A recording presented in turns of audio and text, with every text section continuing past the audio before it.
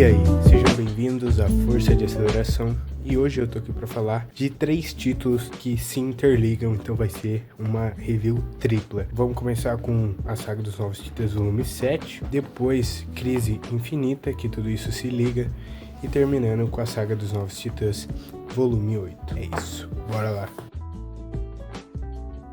Bom, começando com a Saga dos Novos Titãs volume 7, contracapa aqui, reunindo Teen Titans 26, Teen Titans 29, 32 e Robin 146. E aqui é o que eu quero reclamar antes, né? Bombadinha aqui pra vocês, meio errada aqui, mas beleza. Por que pularam Teen Titans 27 e 28? Eu fui ver se nas próximas edições eles iriam publicar, mas não vão publicar. E ainda eu fui pesquisar se foi publicado recentemente em algum lugar, e também não, só foi publicada pela primeira vez no Brasil na própria mensal onde saiu os Titãs do Jones. Ou seja, eles pularam 2 histórias por nada. É isso que eu quero comentar pra vocês, mas vamos lá. Bom, eu vou trazer a review desse encadernado isolado. No caso, depois desse aqui, eu vou puxar a Crise Infinita e depois terminar com os Novos Titãs 8. Só que aqui, eventos de Crise Infinita, eu vou tentar não comentar muito, porque depois é citado na própria Crise Infinita, óbvio. Então eu vou comentar mais coisas centradas nos próprios Titãs, beleza? Bom, roteiro, Geoff Johns, Bill Williams, desenho de um monte de gente, Tony S. Daniel, Todd Nauck, Scott McDaniel, Scott Shaw e Scott Robert. Letras, Denise Araújo e Donizete Amorim, tradução J.P. Martins, adaptação Fabiano Denardim e Marília Beatriz e edição Fabiano Denardim e Gabriel Faria. Bom, bora lá começar. Bom, essa primeira história aqui, que é a Teen Titans 26, é basicamente o Superboy lidando com o que aconteceu no volume anterior, onde por causa do Lex Luthor ele surtou e basicamente rolou uma putaria lá dele quebrando todo mundo, no caso todo mundo não, mas quebrou o Robin e bateu em todo mundo, basicamente isso. A Ravena chega aqui pra basicamente fazer ele entrar no próprio subconsciente e perceber que ele tem alma. Resumindo, é isso. A gente vê ele passando aqui, ele vê o Batman e o Superman conversando com ele, o Superman defendendo, falando que ele é um bom menino, e ele é um bom menino. Aqui termina com a Ravena chamando ele de volta, né, pros Novos Titãs. Ao mesmo tempo a gente vê aqui um irmão sangue basicamente chegando. Aqui em Teen Titans 29 já começa a citar algumas coisas de Crise Infinita, mas basicamente essa edição é o Robin lutando contra o Capuz Vermelho, com o Capuz Vermelho tentando basicamente provar que ele é um Robin melhor que o Tim Drake. Aqui a gente vê a Mulher Maravilha com o corpo do Maxwell Lord e basicamente é isso. Essa edição é só isso, mas é uma edição muito boa, principalmente em questão de ação. Os Novos Titãs aqui chegando é muito legal também.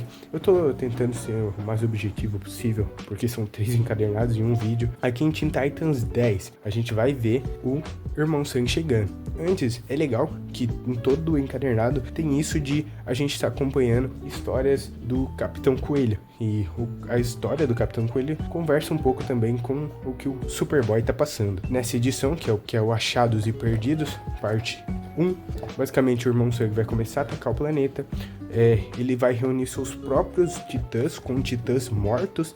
Ao mesmo tempo, a gente vai ver aqui a Cassie lidando com consequências da Mulher Maravilha tá na televisão com o corpo do Maxwell Lord. Aqui, depois que eles lidam com o Irmão Sangue com a ajuda do Kid Eternidade, eles basicamente ficam de boa. Só que daí, depois aqui na edição 32, a gente vai ver muito mais ligação com Crise Infinita, que é basicamente um Superboy misterioso chegando aqui pra basicamente tentar matar o nosso Superboy, que é o Connor Kent. E basicamente é isso, a gente vai ver todos os super-heróis aqui contra o Superboy, mas óbvio, aqui também vai ser tudo que tá acontecendo nessa edição vai ser citado em Crise Infinita, então não vou falar muito. Aqui é basicamente o Robin 146, onde a gente basicamente vai ver o Connor aqui todo debilitado, todo acabado, e os titãs não sabendo o que fazer.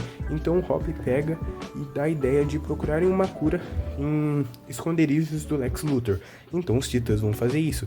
E basicamente é essa que começa a aventura, que vai continuar na próxima edição. Bom, deixa eu voltar pra cá pra conversar com vocês e passando a história e falar o que eu achei desse encadernado sozinho, né? Apesar de a sua excessa ligação com uma mega saga, o Jones ainda consegue escrever uma boa história e divertida como todas as outras sagas dos Novos Titãs. O destaque aqui, claramente, é pro desenvolvimento do Superboy, ao mesmo tempo o desenvolvimento da relação entre o Mutano e a Ravena, ali quando o Irmão Sangue vem atacar o mundo. Fora também a edição com o Robin e o Capuz Vermelho, onde é uma edição muito intimista e muito legal.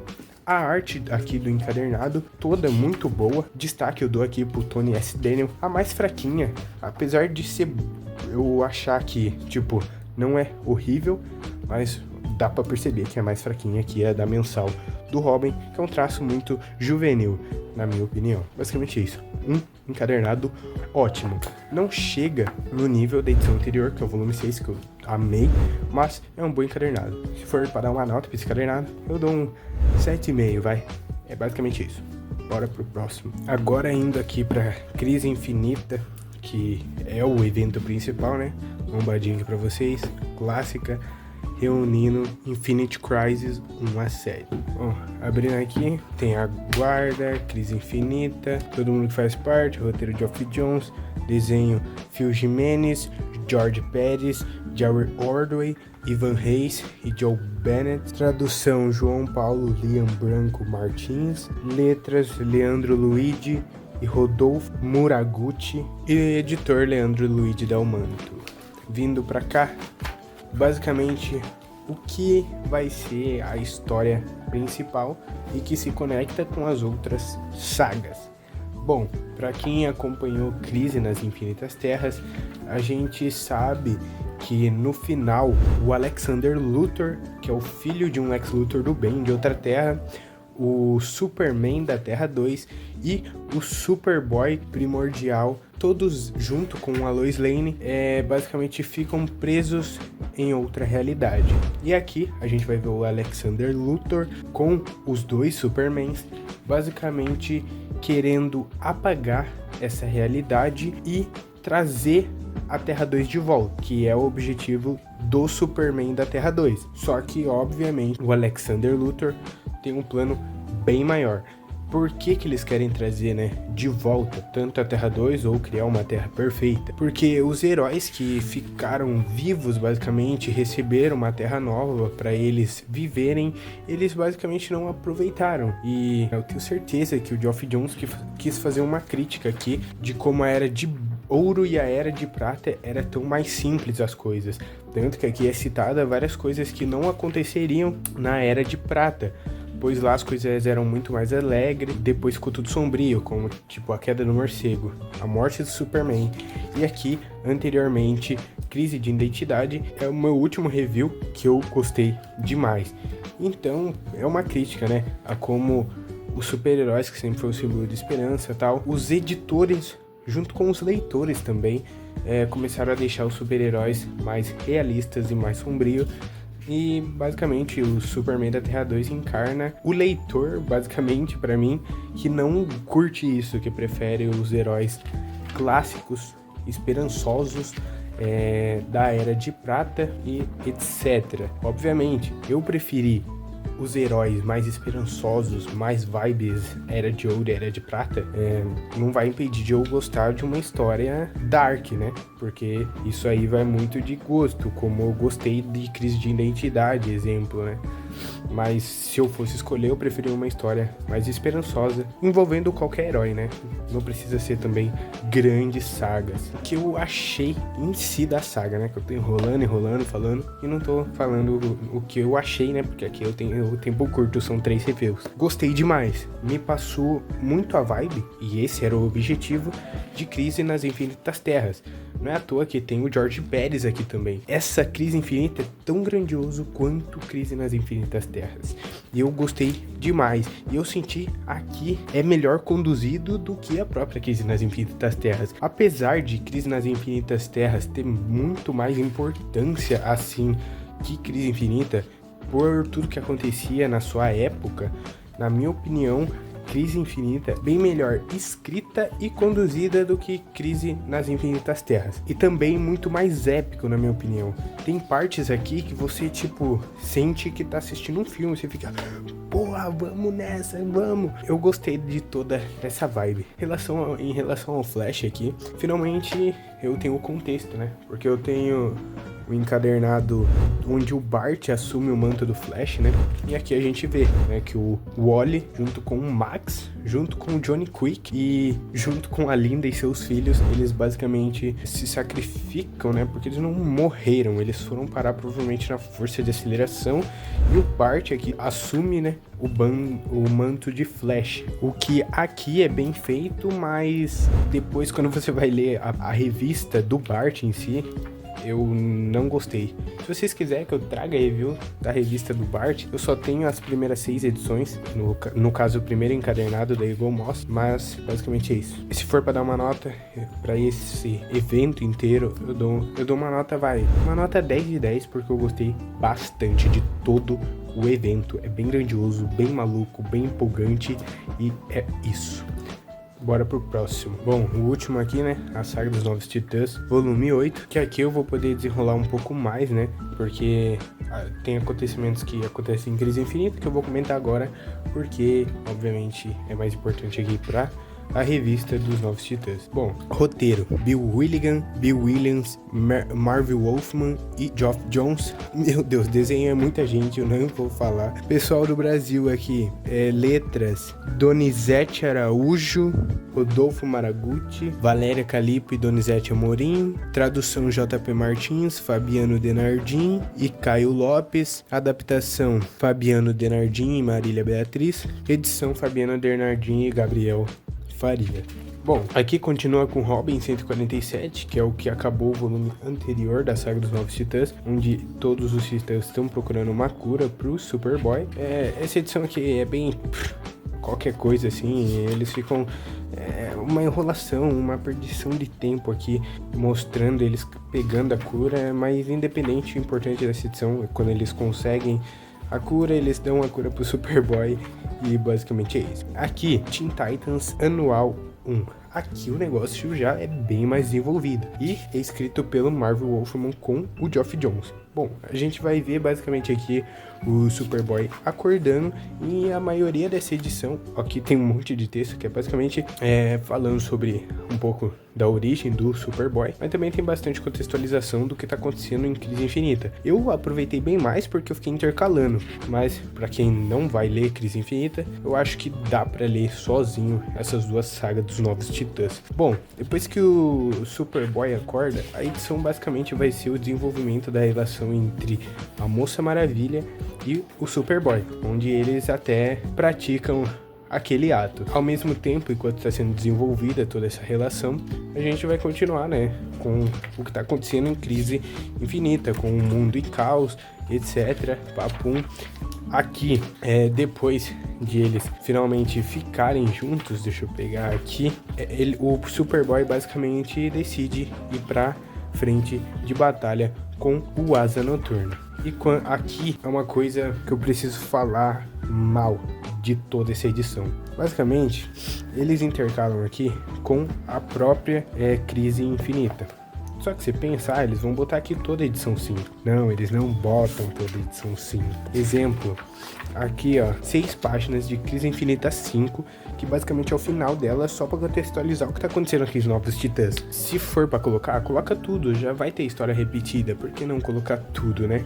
Mas sei lá o que a Panini pensou, porque se for pra ter um melhor entendimento da história, será que a pessoa que não leu Crise Infinita vai ter um entendimento maior da história só com aquele finalzinho? Vai ficar perdido do mesmo jeito, na minha opinião. Mas independente. Bom, aqui em Titãs 33 é outra edição pique Robin, sabe?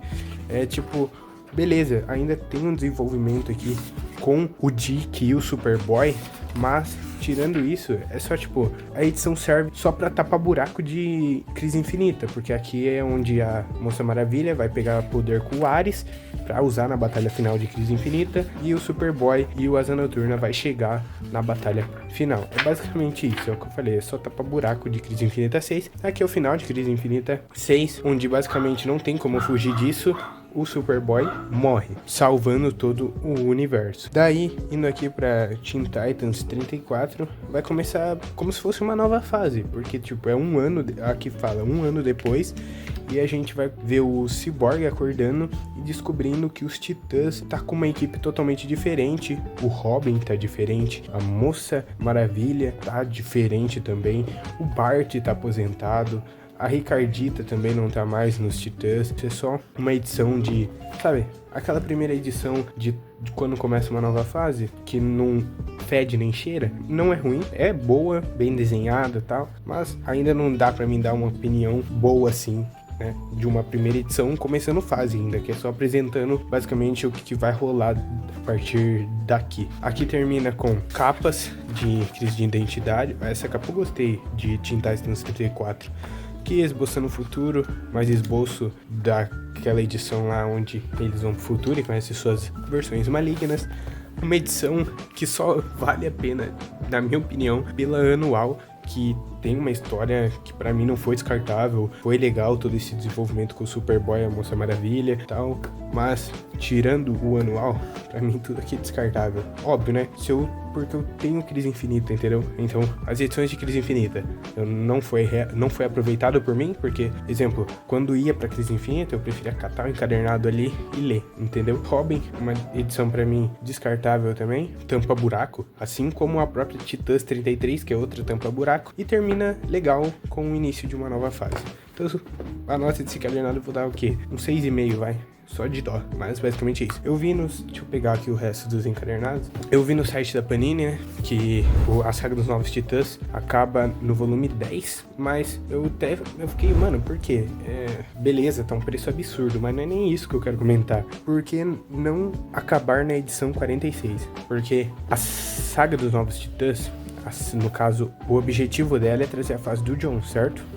Aqui nesse volume 8, a gente vai até o Teen Titans 34. A fase do Jones acaba no Teen Titans 46. Só que a edição 10, que é o último volume que vai ser, depois eu acho que não vai ter mais Saga dos Novos Titãs, pelo menos não foi anunciado nem pra março, nem pra fevereiro, vai até a edição 50. Então, tipo, eles botam 4 histórias a mais, que não fazem parte da fase do Geoff Johns. Eu não tô entrando nem no mérito aqui, se são boas ou não essas histórias. O negócio que eu quero falar é, só aumentou o preço pra nada? O Geoff Johns termina a edição 46, já fechando um arco.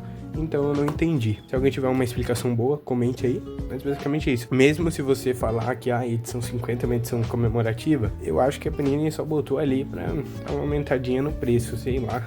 Estranho, né? Mas beleza. Esse foi minha review tripla de uma mega saga muito boa, que eu gostei demais, que eu 10/10. Aqui, essa saga, volume 7, eu gostei também bastante. Termina com uma saga com a edição número 8, bem mais ou menos. Esse foi o vídeo de hoje, espero que vocês tenham gostado. Se gostou, deixa o like, se não gostou, deixa o dislike. E até o próximo vídeo.